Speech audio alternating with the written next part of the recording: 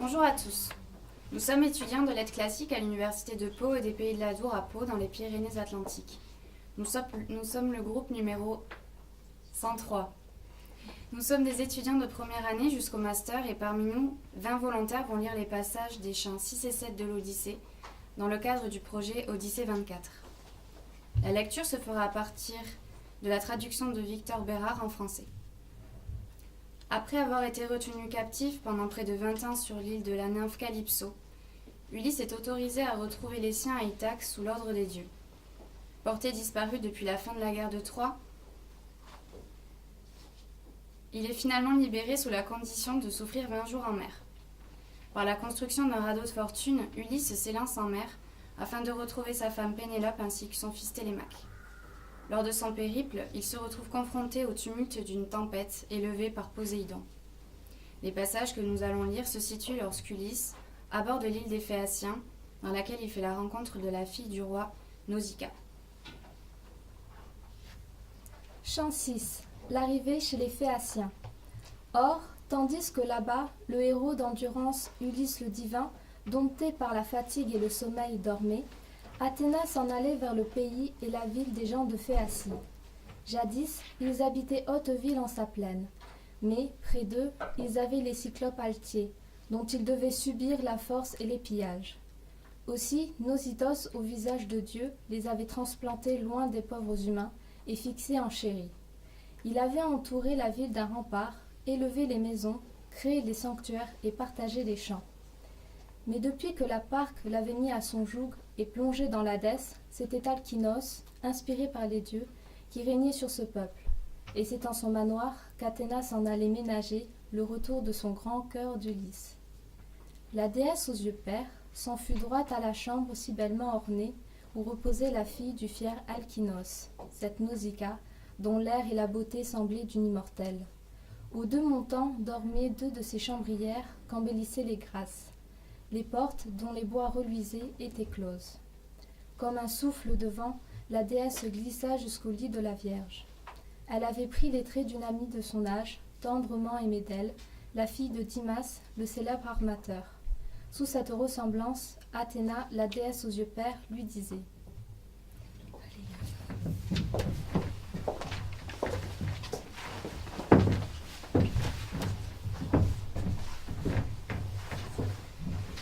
Athéna, tu dors, Nausicaa, la fille sans souci que ta mère enfanta. Tu laisses là, sans soin, tant de linge moiré. Ton mariage approche. Il faut que tu sois belle et que soient beaux aussi les gens de ton cortège. Voilà qui fait courir les belles renommées, pour le bonheur d'un père et d'une auguste mère.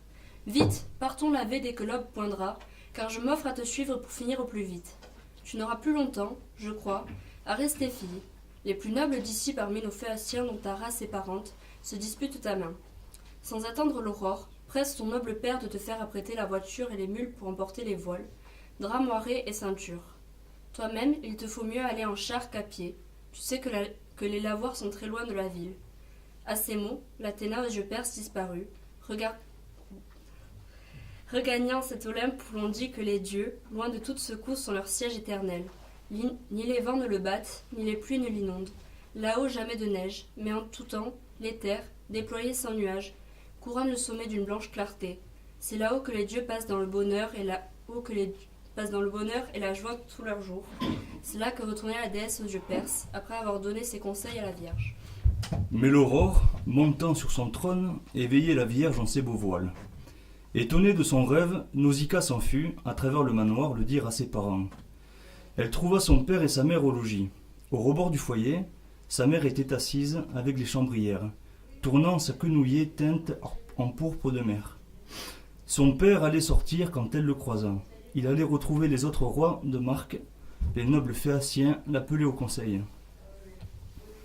Debout à ses côtés, Nausicaa lui dit « Mon cher papa, ne veux-tu pas me faire armer la voiture à rouotte ? Je voudrais emporter notre linge là-bas pour le laver au fleuve. J'en ai tant de sali. Toi d'abord, tu ne veux, pour aller au conseil avec les autres rois, que vêtements sans tache, et près de toi, 5 fils vivent en ce manoir, 2 qui sont mariés, et 3 encore garçons, mais de belles venues.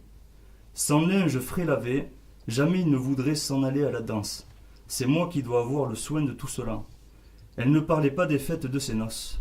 Le seul mot l'aurait fait rougir devant son père. Mais ayant deviné, le roi lui dit en réponse : « Ce n'est pas moi qui veux te refuser, ma fille, ni les mules, ni rien. Pars, nos gens vont armer la voiture à rouottes et mettre les ridelles. » À ces mots, il donna les ordres à ses gens, qui, sitôt s'empressèrent. On tira, on garnit la voiture légère. Les mules amenées, on les mit sous le joug, et tandis que la Vierge, apportant du cellier le linge au clair reflet, le déposait dans la voiture au bois poli, sa mère, en un panier, ayant chargé les vivres, ajoutait d'autres mets, et toutes les douceurs, puis remplissait de vin une outre en peau de chèvre.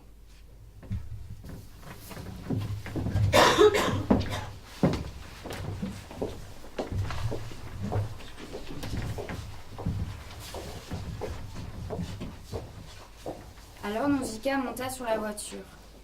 Sa mère lui tendit dans la fiole d'or une huile bien fluide pour se frotter après le bain, elle et ses femmes. La Vierge prit le fouet et les rênes luisantes. Un coup pour démarrer et mule s'ébrouant, de s'allonger à plein effort et d'emporter le linge et la princesse. À pied, sans quitter, ses femmes la suivaient. On atteignit le fleuve aux belles eaux courantes. Les lavoirs étaient là, pleins en toute saison. Une eau claire sortait à flot de sous les roches, de quoi pouvoir blanchir le linge le plus noir. Les mules dételées, on les tira du char et, les lâchant au long des cascades du fleuve, on les mit paître l'herbe à la douceur de miel. Les femmes avaient pris le linge sur le char et, le portant à bras dans les trous de l'eau sombre, rivalisaient à qui mieux pour le fouler. On lava, on rinça tout ce linge sali. On l'étendit en ligne aux endroits de la grève où le flot, quelquefois, venait battre le bord et laver le gravier. On prit le bain et l'on se frotta d'huile fine, puis, tandis que le linge au clair soleil séchait, on se mit au repas sur les berges du fleuve. Une fois régalées, servantes et maîtresses dénouèrent leurs voiles pour jouer au ballon. Nausicaa, au beau bras blanc, menait le chœur.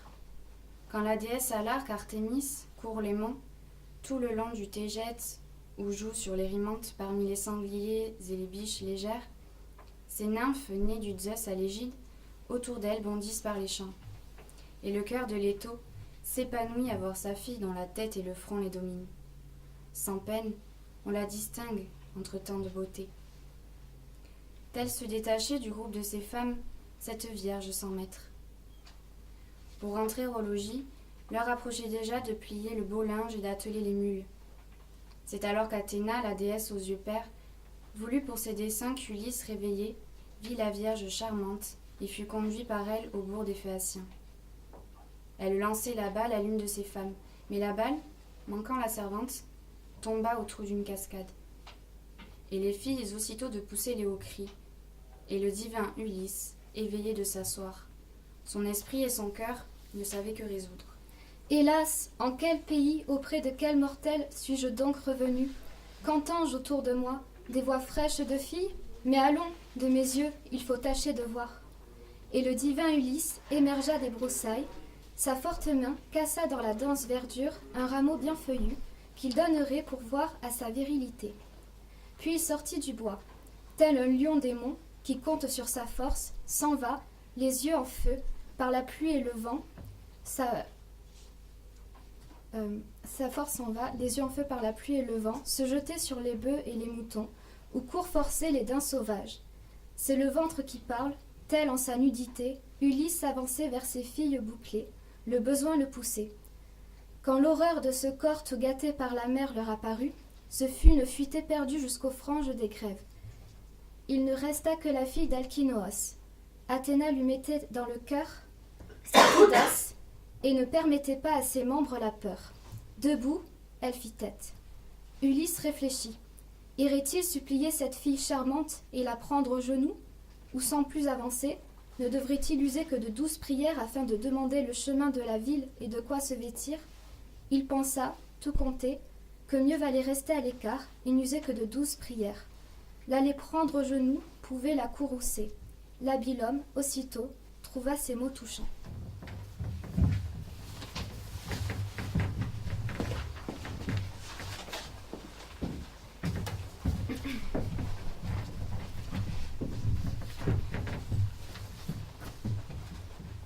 Je suis à tes genoux, ô reine, que tu sois ou déesse ou mortelle. Déesse chez les dieux, maître des chants du ciel, tu dois être Artémis, la fille du grand Zeus. La taille, la beauté et l'allure, c'est elle. N'es-tu qu'une mortelle, habitant notre monde? 3 fois heureux ton père et ton auguste mère. 3 fois heureux tes frères. Comme, en leur cœur charmé, tu dois verser la joie chaque fois qu'à la danse, ils voient entrer ce beau rejet de la famille. Et jusqu'au fond de l'âme, et plus que tous les autres, bienheureux le mortel dont les présents vainqueurs t'emmèneront chez lui. Mes yeux n'ont jamais vu ton pareil, homme ou femme. Ton aspect me confond. À Délos, autrefois, à l'autel d'Apollon, j'ai vu même beauté, le rejet d'un palmier qui montait vers le ciel. Car je fus en cette île aussi, et quelle armée m'accompagnait alors sur cette route où tant d'angoisse m'attendait. Tout comme, en le voyant, je restais dans l'extase, car jamais fut pareil n'était monté du sol. Aujourd'hui dans l'extase, ô femme, je t'admire, mais je tremble. J'ai peur de prendre tes genoux. Vois mon cruel chagrin. Hier, après 20 jours sur les vagues vineuses, j'échappais à la mer. 20 jours, que sans arrêt depuis l'île l'océan, les flots me rapportaient sous les coups des rafales. Lorsque les dieux, enfin, m'ont jeté sur vos bords, n'est-ce pour y trouver que nouvelles souffrances? Je n'en vois plus la fin. Combien de mots encore me réserve le ciel? Ah, reine, prends pitié. C'est toi que, la première, après tant de malheurs, ici j'ai rencontré. Je ne connais que toi parmi les habitants de cette ville et terre. Indique-moi le bourg, donne-moi un haillon à mettre sur mon dos. N'as-tu pas en venant apporté quelque housse? Que les faveurs des dieux comblent tous tes désirs. Qu'ils te donnent l'époux, un foyer, l'union des cœurs, la belle chose. Il n'est rien de meilleur ni de plus précieux que l'accord foyer de tous les sentiments entre mari et femme. Grand dépit des jaloux, grande joie des amis, bonheur parfait du couple. Mais la Vierge au bras blanc le regarda et dit « Tu sais bien, étranger, car tu n'as pas la mine d'un sot ni d'un vilain, que Zeus, de son Olympe, répartit le bonheur aux vilains comme aux nobles, ce qu'il veut pour chacun. S'il t'a donné ces mots, il faut bien les subir. Mais puisque te voilà en notre ville et terre, ne crains pas de manquer ni d'habits ni de rien que l'on doive accorder, en pareille rencontre, aux pauvres suppliants. Vers le bourg, je serai ton guide et te dirai le nom de notre peuple. C'est à nos Phéaciens qu'est la ville et sa terre, et moi, du fier Alkinoos, je suis la fille du roi qui tient en main la force et la puissance de cette Phéacie. » Aux servantes bouclées, donnant alors ses ordres. « Mes filles, revenez. Jusqu'où vous met en fuite la seule vue d'un homme? Avez-vous donc cru voir l'un de nos ennemis? Il n'est pas encore né, jamais il ne naîtra, le foudre qui viendrait apporter le désastre en pays phéacien. Les dieux nous aiment tant. Nous vivons à l'écart et les derniers des peuples, en cette mer d'Éoule, si loin que nul mortel n'a commerce avec nous. Vous n'avez devant vous qu'un pauvre naufragé. Puisqu'il nous est venu, il doit avoir nos soins. Étrangers, mendiants, tous nous viennent de Zeus. Allons, femmes, petite aumône, grande joie. De nos linges lavés, donnez à l'étranger une écharpe, une robe, puis à l'abri du vent, baignez-le dans le fleuve. » Elle dit. Aussitôt, s'engageant l'une l'autre, ces femmes revenaient et l'ordre fut rempli. Quand Ulysse, à l'abri du vent, fut installé, on posa près de lui une robe, une écharpe, pour qu'il pût se vêtir, et la fiole d'or contenant l'huile claire. On l'invita au bain dans les courants du fleuve.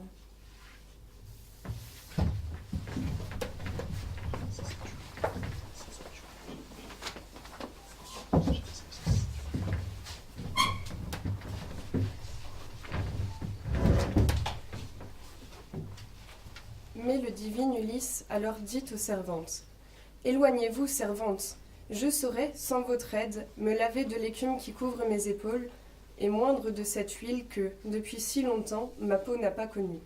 Mais devant vous, me mettre au bain, je rougirais de me montrer tout nu à des filles bouclées. » Il dit, et, s'écartant, les femmes s'en allaient informer la princesse.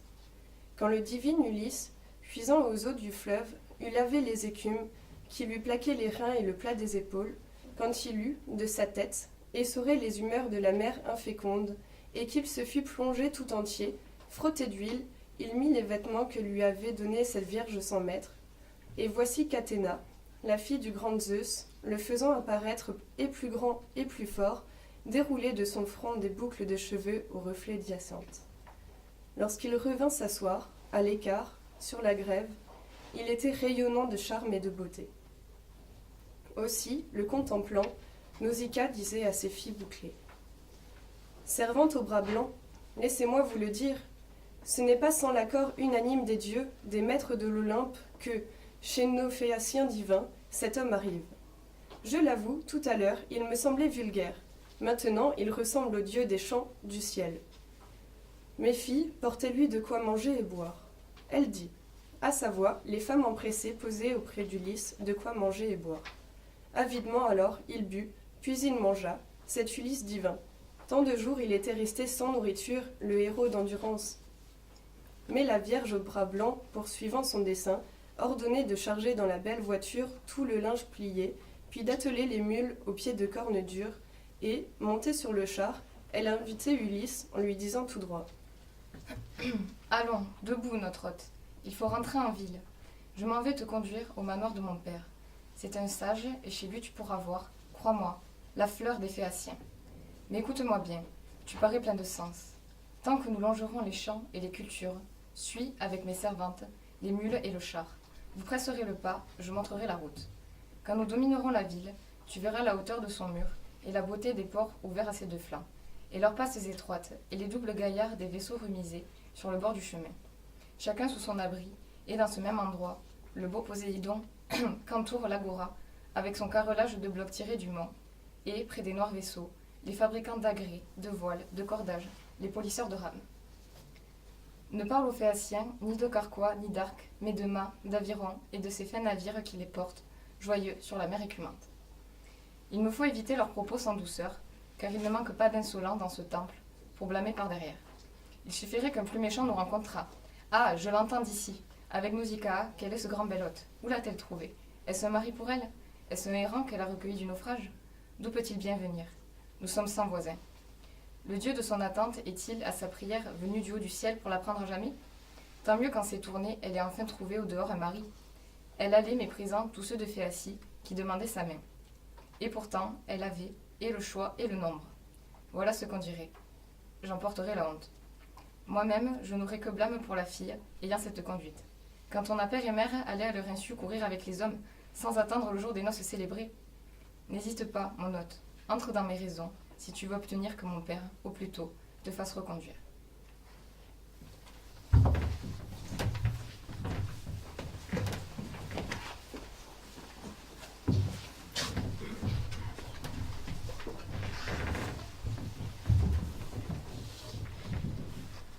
Sur le bord du chemin, nous trouverons un bois de nobles peupliers. C'est le bois d'Athéna. Une source est dedans, une prairie l'entoure. Mon père alla son clos de vigne en plein rapport. C'est tout près de la ville, à portée de la voie. Fais halte à cet endroit, tu t'assieras le temps que, traversant la ville, nous puissions arriver au manoir de mon père. Puis, lorsque tu pourras nous croire à la maison, viens alors à la ville. Demande aux Phéaciens le logis de mon père, du fier Alkinos. C'est facile à trouver. Le plus petit enfant te servira de guide. Dans nos Phéacies, il n'y a rien qui ressemble à ce logis d'Alkinos, notre Seigneur. Et, sitôt à couvert en ses murs et sa cour, ne perds pas un instant. Traverse la grande salle et va droit à ma mère. Dans la lueur du feu, tu la verras assise au rebord du foyer. Le dos à la colonne, tournant sa quenouillée teinte en pourpre de mer, enchantement des yeux, ses servantes sont là, assises derrière elle, tandis qu'en son fauteuil, le dos à la lueur, mon père, à petits coups, boit son vin comme un dieu. Passe sans t'arrêter et va jeter les bras aux genoux de ma mère. Si tes yeux veulent voir la journée du retour. Elle dit et, du fouet luisant, poussa les mules. En vitesse, on quitta la ravine du fleuve. Au trot parfois au grand pas relevé, Nausicaa menait sans abuser du fouet pour que les gens à pied, Ulysse et les servantes, puissent suivre le char. Au coucher du soleil, on longeait le fameux bois sacré d'Athéna. C'est là que le divin Ulysse, ayant fait halte, implora sans tarder la fille du grand Zeus. Fille du Zeus qui tient l'égide, à trottiner. Exauce ma prière, c'est l'heure de m'entendre, ô toi qui restes sourde au cri de ma détresse, quand j'étais sous les coups du glorieux Seigneur qui ébranle la terre. Fais que les Phéaciens m'accueillent en ami et me soient pitoyables. C'est ainsi qu'il priait, Athéna l'exauça. Chant 7. Ulysse chez Alkinos. Mais tandis que, là-bas, le héros d'endurance, Ulysse le divin, faisait cette prière, La vaillance des mules avait jusqu'à la ville emporté la princesse. Arrivée au manoir splendide de son père, elle avait arrêté le char devant le porche. Pareil aux immortels, ses frères, l'entourant et dételant les mules, avaient pris et porté le linge à la maison. Elle gagna sa chambre, où sa vieille épirote, Euryméduse, vint lui rallumer son feu. C'était sa chambre hier. Sur leur double gaillard, les vaisseaux autrefois l'avaient prise en épire. Alkinoos, hors part, l'avait eu en cadeau, étant le souverain de cette Phéacie où, comme l'un des dieux, le peuple l'écoutait. Elle était au manoir, devenue la nourrice de la Vierge au bras blanc. Elle alluma le feu, et dans la chambre même vint servir le souper. Ulysse se levait et prenait à son tour le chemin de la ville. En son tendre souci, Athéna le couvrait d'une épaisse nuée, craignant qu'il ne croisât quelque fier Phéacien qui, l'insulte à la bouche, voudrait savoir son nom. Comme il allait entrer en cette ville aimable, voici qu'à sa rencontre Athéna s'avançait. La déesse aux yeux pères avait pris la figure d'une petite fille, une cruche à la main. Elle était devant lui, debout, et le divin Ulysse demanda « Mon enfant, voudrais-tu me conduire au logis du Seigneur qui régit ce peuple, Alkinoos ? Je suis un étranger. Après bien des épreuves, j'arrive de très loin, des pays d'outre-mer, et ne connais personne de tous les habitants de cette ville et terre. » Athéna, la déesse aux yeux pères, répliqua « Étranger, notre père, je m'en vais t'indiquer la maison que tu veux. Mon honorable père habite tout auprès. Mais suis-moi sans parler. Je te montre la route. Ne regarde personne et ne demande rien. Les étrangers ici reçoivent peu d'accueil. À qui vient du dehors, on ne fait pas grand fête, ni même d'amitié. Nous mettons nos espoirs en nos croiseurs rapides, car les branleurs du sol a concédé le grand abîme à nos passeurs. Nos vaisseaux sont plus prompts que l'aile ou la pensée.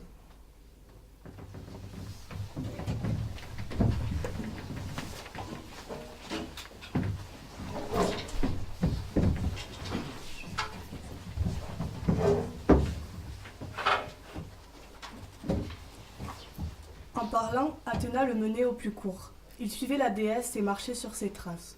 Invisible à ses armateurs de Phéacie, il allait, admirant les portes, les fins navires et, dans les agoras, la foule des héros, émerveillés à voir la ligne des hauts murs garnis de palissades. Quand on fut au manoir magnifique du roi, c'est Paias, Athéna, la déesse aux yeux perses, qui reprit la parole. Voici, pour t'obéir, étranger notre père, la maison que tu veux. Tu vas trouver nos rois, les nourrissons de Zeus, en train de banqueter. Entre donc, que ton cœur soit sans crainte. L'audace vaut mieux en toute affaire quand on veut réussir, surtout à l'étranger. Va droit à la maîtresse, elle est dans la grande salle. Son nom est arrêté. Elle a reçu le jour des mêmes pères et mères qui furent les parents du roi Alkinos. C'était Nocitos que l'ébranleur du sol Poséidon avait engendré de Péribée, la plus belle des femmes, la plus jeune des filles du fier Eurymédon, qui jadis était roi des farouches géants, mais qui causa la perte de son peuple féroce et se perdit sur lui-même. Aimé de Poséidon, Péribée mit au jour un fils, Nocitos, qui de nos Phéaciens fut le roi magnanime, et de Nocitos, 2 fils sont nés, Alkinos et Rhexénor.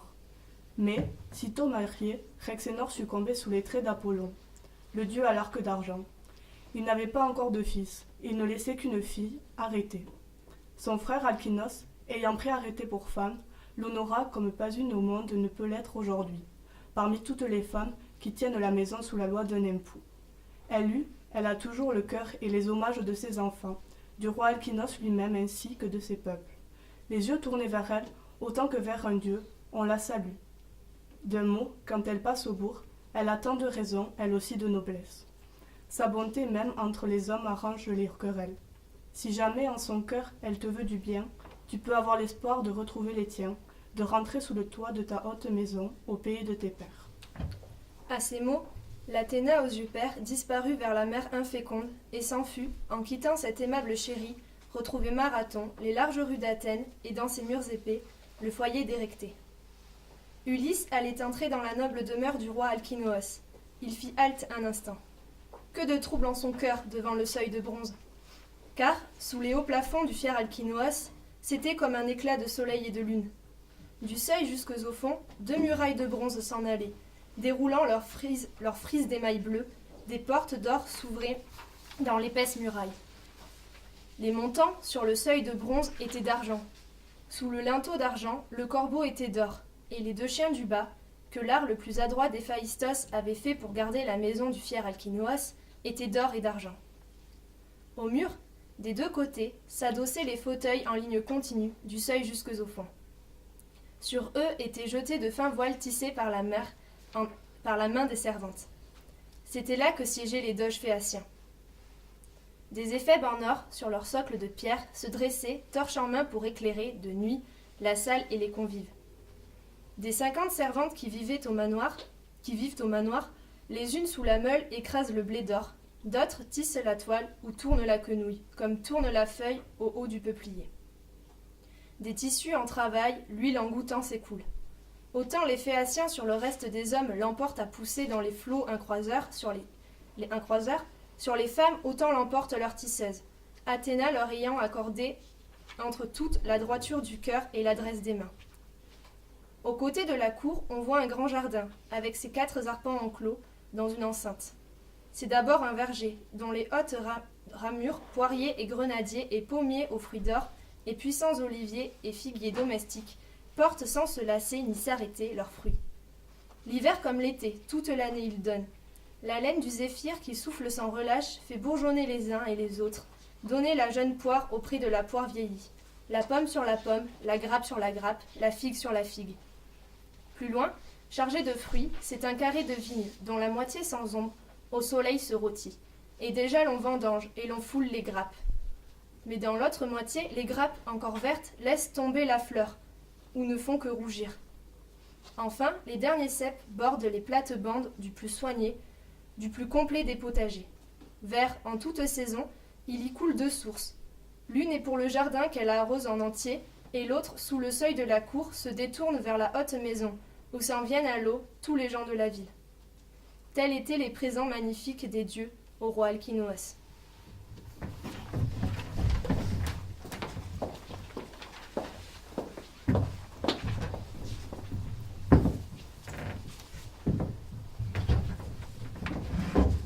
Or, le divin Ulysse restait à contempler. Mais lorsque, dans son cœur, le héros d'endurance eut fini d'admirer, vite il franchit le seuil, entra dans la grande salle, et trouva, coupe en main, les rois de Phéacie. Doge et conseillers étaient en train de boire au guetteur rayonnant. C'est à lui qu'en dernier, avant d'aller dormir, il faisait leur offrande.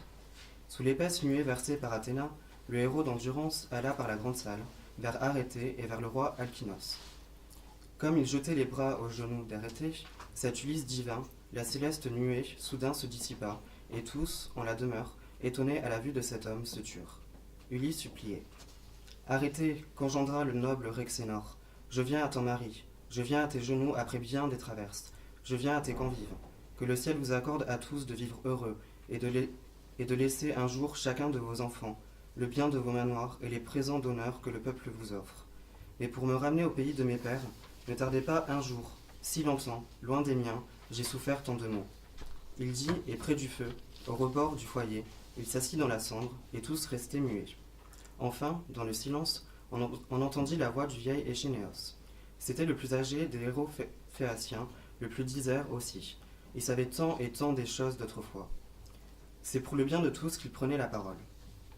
Il n'est, Alkinos, ni bon ni convenable qu'un hôte reste assis dans la cendre, par terre, au rebord du foyer.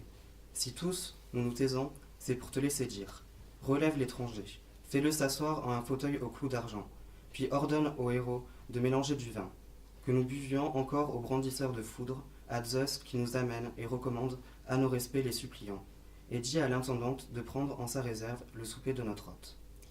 Il dit, sa sainteté et force Alkinos eut à peine entendu, qu'il prit la main d'Ulysse, releva du foyer le rusé compagnon, et, pour le faire asseoir, fit lever d'un fauteuil luisant l'un de ses fils qui siégeait près de lui. C'était Laodamas, ce fils au grand courage qu'il aimait entre tous. Vint une chambrière, qui, portant une aiguillère en or, et du plus beau, lui donnait à laver sur un bassin d'argent, et dressait devant lui une table polie. Vint la digne intendante. Elle apportait le pain et le mit devant lui, puis lui fit les honneurs de toutes ses réserves. Le héros d'endurance, Ulysse le divin, but alors et mangea. Sa force Alkinos dit ensuite au héros. Pontonos, fais-nous le mélange au cratère, et donne-nous du vin à tous en cette salle. Je veux que nous buvions aux brandisseurs de foudre, à Zeus qui nous envoie et recommande à nos respects les suppliants.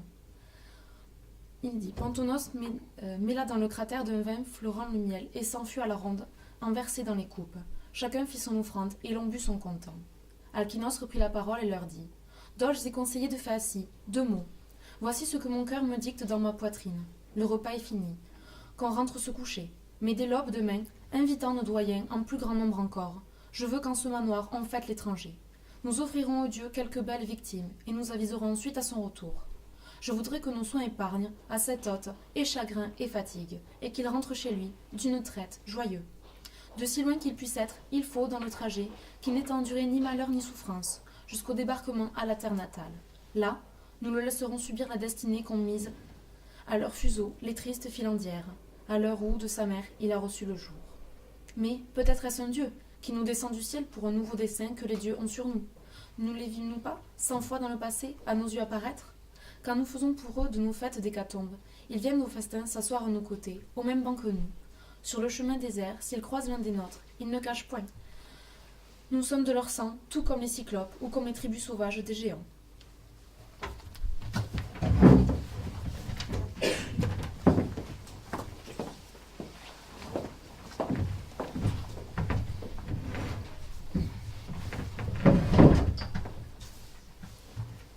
Ulysse l'avisé lui fit cette réponse. Ne garde pas, Alkinoos, cette pensée. Je n'ai rien de commun, ni l'être ni la forme, avec les immortels, maîtres des champs du ciel. Je ne suis qu'un mortel, et s'il est un humain que vous voyez traîner la pire des misères, c'est à lui que pourraient m'égaler mes souffrances. Et c'est encore de moi que vous pourriez entendre les malheurs les plus grands, car j'ai pâti de tout sous le courroux des dieux. Mais laissez que je soupe, en dépit de ma peine. Est-il rien de plus chien que ce ventre odieux? Toujours il nous excite et toujours nous oblige à ne pas l'oublier, même au plus fort de nos chagrins, de nos angoisses. Quand j'ai le deuil au cœur, il veut manger et boire. Il commande et je dois oublier tous mes maux. Il réclame son plein. Mais vous, sans plus tarder, dès que poindra l'aurore, rendez un malheureux à sa terre natale. Que je pâtisse encore, que je perde le jour, mais que je la revoie. Il dit. Tous d'applaudir et d'émettre le vœu qu'on ramena cet hôte qui savait si bien dire. Quand on eut fait l'offrande et bu tout son content, chacun, pour se coucher, regagnait son logis. Près du divin Ulysse, assis dans la grande salle, restait Alkinoos au visage de Dieu et la reine arrêtée. Les servantes rangeaient des couverts du repas. C'est la reine aux bras blancs qui rouvrit l'entretien, car en voyant l'écharpe de la robe d'Ulysse, elle avait reconnu les fins habits tissés par elle et par ses femmes. Elle éleva la voix et dit ces mots ailés. « Ce que je veux d'abord te demander, mon hôte, c'est ton nom et ton peuple, et qui donc t'a donné les habits que voilà. Ne nous disais-tu pas que tu nous arrivais après naufrage en mer ?» Ulysse l'avisé lui fit cette réponse. « Comment pourrais-je, ô reine, exposer tout au long les mots dont m'ont comblé les dieux, maîtres du ciel? Pourtant, puisque tu veux savoir et m'interroges, je m'en vais te répondre. Loin d'ici, dans la mer, j'y unis l'océane qu'habite Calypso, la déesse bouclée à la terrible ruse. Personne, des mortels ni des dieux, ne fréquente cette fille d'Atlas. Pour mon malheur, un dieu me mit à son foyer. J'étais seul, puisque Zeus, de sa foudre livide, en pleine mer vineuse, avait frappé et mis en pièces mon croiseur. Mon équipage entier de braves était mort. J'avais noué mes bras à la quille de mon navire aux 2 gaillards. J'avais flotté 9 jours. Le 10e, les dieux m'avaient à la nuit noire jeté chez Calypso, la terrible déesse, en son île Océane. Cette fille d'Atlas m'accueillit, m'entoura de soins et d'amitié, me nourrit, me promit de me rendre immortel et jeune à tout jamais. Mais au fond de mon cœur, je refusais toujours. Je restai là 7 ans, sans bouger, sans cesser de tremper de mes larmes les vêtements divins qu'elle m'avait donnés. Lorsque s'ouvrit le cours de la 8e année, c'est elle qui, soudain, soit par l'ordre de Zeus, soit qu'eût changé son cœur, me pressa de partir. Alors, sur un radeau de poutres assemblées, elle me mit en mer, après m'avoir comblé de pain et de vin doux, et m'avoir revêtu de divines étoffes. Elle me fit souffler la plus tiède des brises, un vent de tout repos. Je voguai 17 jours sur les routes du large. Le 18e, enfin, j'aperçus votre terre, ses monts et ses forêts. J'avais la joie au cœur.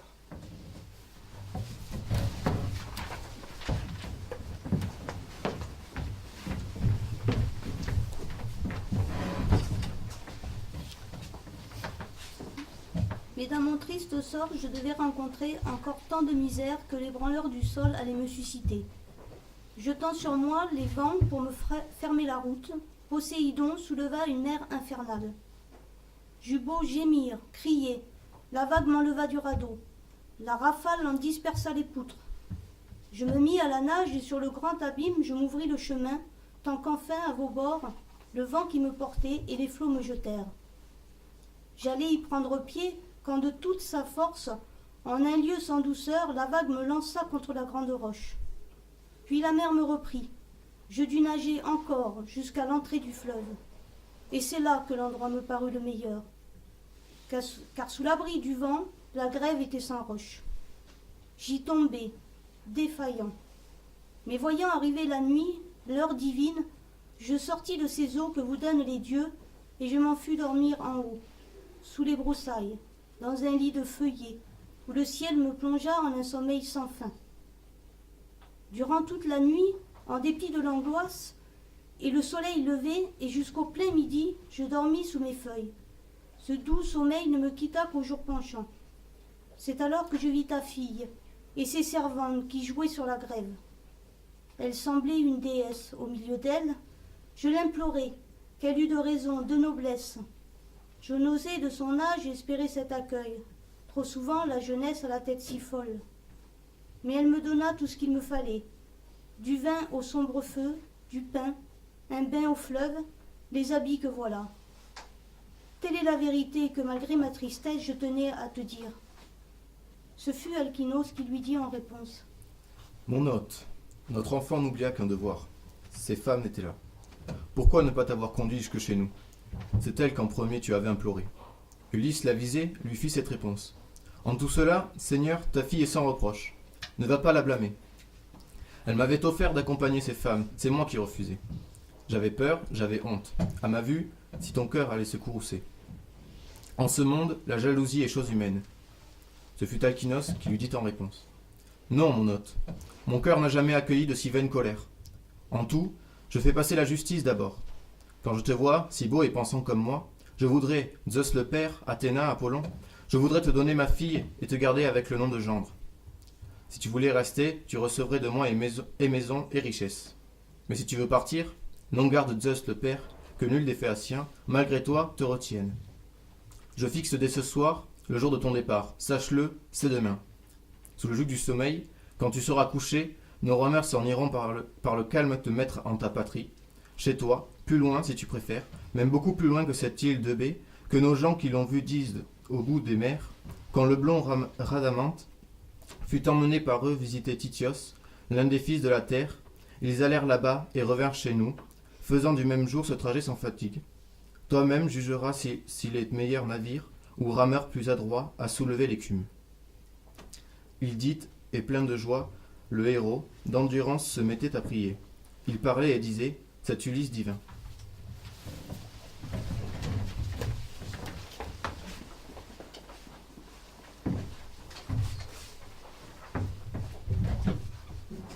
Permets, ô Zeus le Père, qu'Alkinos achève tout ce qu'il vient de dire, que son renom à lui vole éternellement sur la terre au froment, et que je rentre, moi, au pays de mes pères.